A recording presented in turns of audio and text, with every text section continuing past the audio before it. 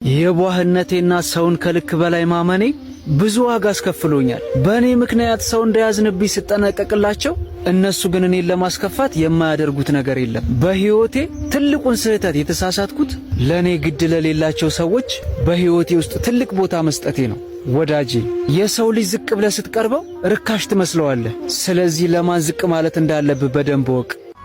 በዝምታዬ ውስጥ ብዙ የምናገራቸው ነገሮች እንዳሉ ሁሉ በሳቄ ውስጥም ብዙ የምደብቃቸው ህመሞች አሉኝ። ወዳጄ፣ የሳቁ ጥርሶች ሁሉ ደስተኛ አይደሉም። ሲከፋቸው እኮ ነበርኩ፣ ሲከፋይ ነው የሌሉት። ያሰብኩበት ባልደርስም የነበርኩበት አይደለሁም። ስለዚህ መራመዴን አላቆምም። እንኳን ዛሬ እነዚህ አላልፋቸውም ያልኳቸው ከባድ ብዙ ቀናትንም አልፌያለሁ። ስለዚህ ለራቁኝ ሰዎች አልጨነቅም። ለሰዎች ይቅርታ ማድረግ በጣም ቀላል ነገር ቢሆንም በፊት የነበረንን እምነት መልሶ ማግኘት ግን በጣም ከባድ ነገር ነው። ምክንያቱም እምነት ሲሰበር ይቅርታ ትርጉም ያጣል። መቼም ቢሆን በጣም ስለሚወደኝ አይቀየመኝም ብለህ ስህተት አትስራ። በጣም መውደድ የቻለ ልብ በጣም መጥላት ስለሚችል